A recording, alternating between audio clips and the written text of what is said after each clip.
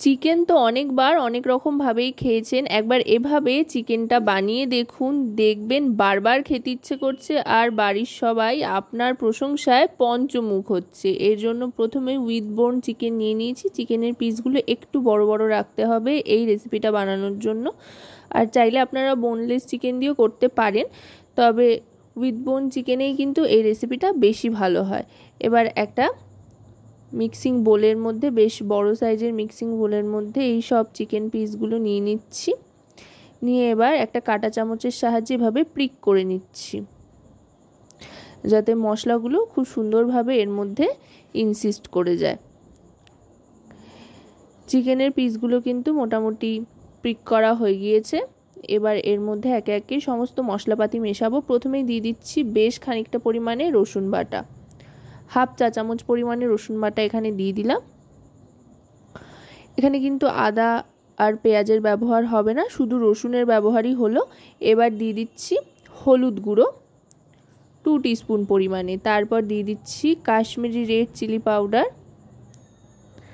এটা দিয়ে দিলাম 1 টিস্পুন পরিমাণে।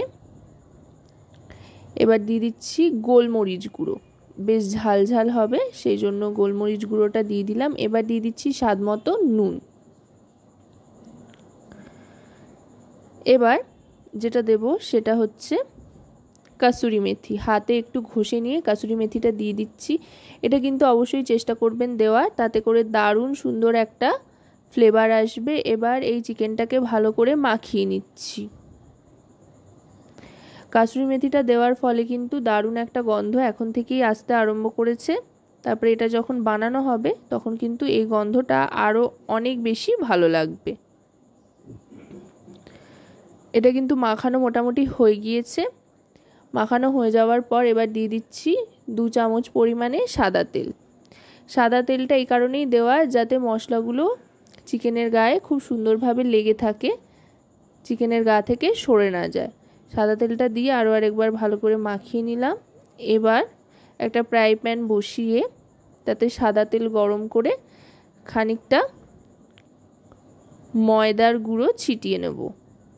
1 থেকে 1.5 চামচ মতো ময়দার গুঁড়ো ছিটিয়ে নিয়ে একটু নাড়াচাড়া করে নিয়ে তারপরে চিকেনের পিসগুলো দেব ভাজার জন্য।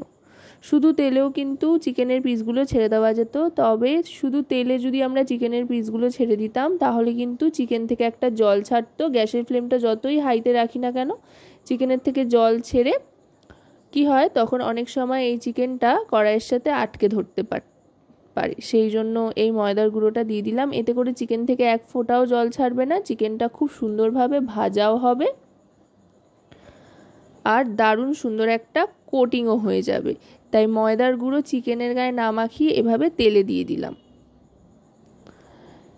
এবার আস্তে আস্তে এটাকে ওলট পালট করে ভাজতে থাকতে হবে। গ্যাসের ফ্লেমটা মিডিয়াম টু হাইয়ের দিকে রেখে এটা ভাজতে কিন্তু বেশ একটু সময় লাগবে। আপনারা কিন্তু এটা এরমভাবে ভেজেও সার্ভ করতে পারেন, তবে আজকে আমি ভেজে সার্ভ করছি না, একটা সসের মধ্যেও এটাকে টস করব যেহেতু, তাই এটা বলা যেতে পারে প্রথম পর্যায়ের কাজ চলছে। এটাকে তাহলে আরও সুস্বাদু লাগবে খেতে, সেই জন্য এটাকে বেশ ভালো করে লালচে করে ভেজে নিয়ে তুলে নিচ্ছি। আমি কিন্তু 2টো ব্যাচে সমস্ত চিকেনের পিসগুলো ভেজে নিয়েছি, আর 2টো ব্যাচই আমি এখানে দেখাচ্ছি তার একটাই কারণ কিনা প্রত্যেকবারই ভাজার আগে কিন্তু একটু করে ময়দার গুঁড়ো এই তেলের মধ্যে ছড়িয়ে নিতে হবে, তাতে করে চিকেনটা খুব সুন্দরভাবে ভাজা হবে আর কোনো রকম জলও ছাড়বে না চিকেনের থেকে। এগুলো তুলে নেওয়ার পর আবার গ্যাসের ফ্লেমটা একটু লোতে করে দিয়ে আরও একটু ময়দা আমি ছড়িয়ে দিলাম। ছড়িয়ে দিয়ে তারপরে এবার আমি এটাকে মিশিয়ে নিয়ে বাকি যেই চিকেন পিসগুলো রয়েছে মশলা মাখানো সেগুলো আস্তে আস্তে এর মধ্যে ছেড়ে দেবো। এইভাবে এগুলোকেও একইভাবে ভেজে নিতে হবে। এটা খেতে কতটা সুস্বাদু লাগে বাড়িতে না বানিয়ে খেলে কিন্তু বুঝতে পারবেন না। যে কোনো তন্দুরি চিকেন, রোস্ট চিকেন সমস্ত কিছু ফেল পড়ে যাবে একবার যদি এই রেসিপিটা বানিয়ে খান। আর খুবই সুস্বাদু খেতে হয়। সাধারণত আমরা ঝোল ঝাল বিভিন্ন কিছু তো বানিয়েই থাকি ভাত, রুটি, লুচি, পরোটার সাথে খাওয়ার জন্য, তবে এভাবে একবার চিকেন বানিয়ে দেখুন স্টার্টার হিসেবে খেতে কিন্তু অসাধারণ লাগবে, মনে হবে শুধু শুধুই 3-4 পিস খেয়ে নিই, আর কিচ্ছু লাগবে না, এতটাই সুস্বাদু হয়। সেকেন্ড ব্যাচের চিকেনগুলোও কিন্তু আমার ভাজা হয়ে গিয়েছে, এটাও এবার তুলে নিচ্ছি। তুলে নেওয়ার পর এবার এখান থেকে তেলটা একটু কমিয়ে নেব, চাইলে গোটা তেলটাই আপনারা ব্যবহার করতে পারেন, তবে এতটা তেল লাগবে না যেহেতু, তাই একটু তেল কমিয়ে নিয়ে 1/2 চামচেরও কম আরও একটু রসুন বাটা দিয়ে দিচ্ছি বেশ খানিকটা টমেটোর টুকরো। টমেটোর টুকরোটা দিয়ে একটু ভাজা ভাজা করে নেব। টমেটোটা ভাজতে ভাজতে দিয়ে দেবো পরিমাণ মতো নুন, এতে করে টমেটোটা অনেকটাই নরম হয়ে আসবে। যেহেতু বলেছিলাম একটা সস মতো বানাবো, বানিয়ে যেটার মধ্যে এই চিকেন ভাজার পিসগুলোকে টস করে নেব বা একটু নাড়াচাড়া করে নেব। এবার ঢাকনা চাপা দিয়ে দিচ্ছি টমেটোটা নরম হয়ে আসার জন্য। মোটামুটি 1 মিনিট মতো ঢাকা দিয়ে রাখলেই চলবে। 1 মিনিট বাদে ঢাকনাটা সরিয়ে নিলাম। দেখুন টমেটোটা কিন্তু অনেকটাই নরম হয়ে গলে এসছে।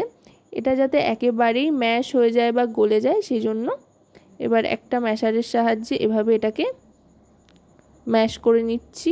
একদম সম্পূর্ণভাবে টমেটোটা গলে যাবে। ম্যাশার না থাকলেও কোনো সমস্যা নেই, খুন্তির সাহায্যেও এই কাজটা করা যায়, তবে একটু বেশি সময় লাগে। গ্যাসের ফ্লেমটা মিডিয়াম টু লোতে রেখে এইভাবে করে নিতে পারেন খুন্তির সাহায্য, আর ম্যাশার থাকলে এভাবে করে নেবেন।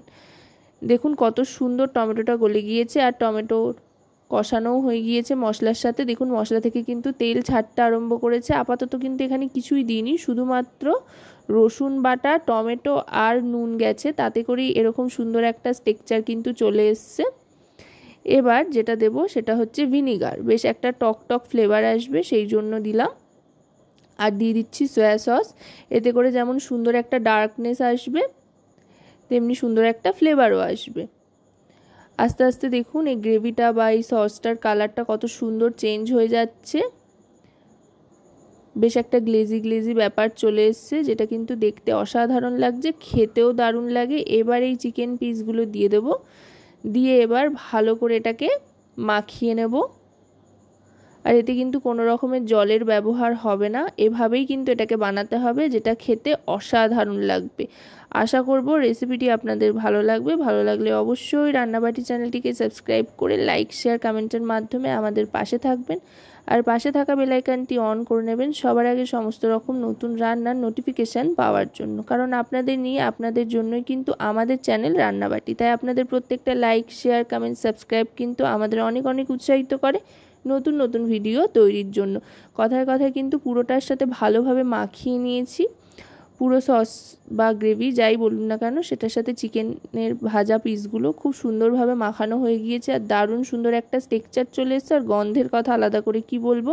এবার সব শেষে ওপর থেকে একটু সাদা তিল ছড়িয়ে দিচ্ছি, এতে করে দারুণ সুন্দর একটা ফ্লেভার আসবে। সাদা তিলের কিন্তু স্বাদটা দারুণ হয় আর বেশ উপকারীও, সাদা তিল যে কোনো রান্নায় দিলে বেশ ভালো লাগে খেতে। এবার সাদা তিলটা দিয়ে ভালো করে মিশিয়ে নিচ্ছি।